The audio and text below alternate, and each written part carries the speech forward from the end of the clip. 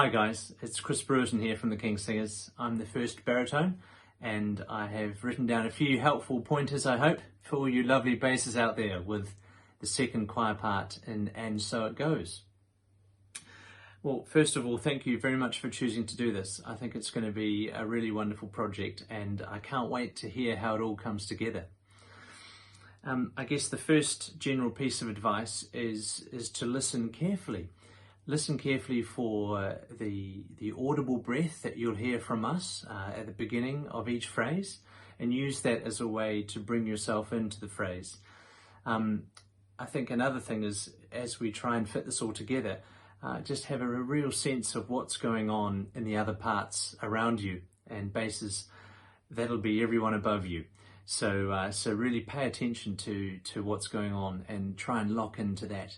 There are a couple of moments, I guess, that we should point out where it would be really good to listen specifically to someone in particular, and that is at bar 21 and bar 35, or for our American friends, measure 21 and measure 35.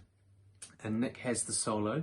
So just listen out as he takes a breath and continues on with his solo. So just make sure you observe the little pause in your part, and just it'll be really clear from what he does, I hope. So that's the first point. Then in bar 23, it'd be really lovely if you had enough breaths to sustain through the whole phrase.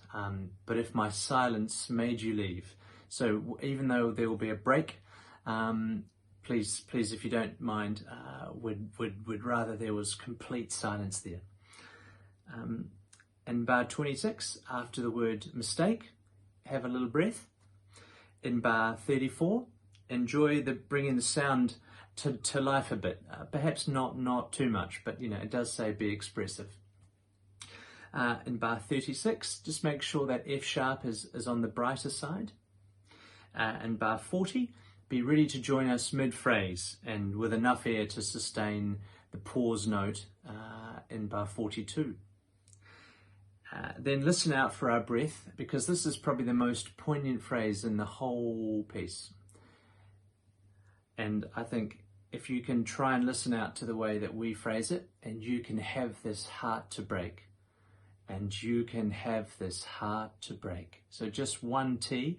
If you listen to the way we do it, we don't put a T on the end of the word heart. That keeps it sounding a bit more poppy. Bass twos. If you've got a bottom C, wonderful. There's going to be a fair few of you out there, I'm sure. So I think if there was ever a phrase less is more, then this is the one to apply it to. So just relax into it. There'll be enough from the collective bottom Cs around the world to make it audible. So no chainsaws, please.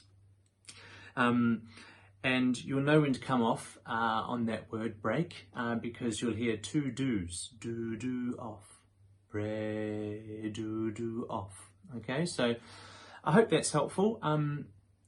Good luck, and as I say, just listen really carefully for the breaths that you hear from us. Use them to help you.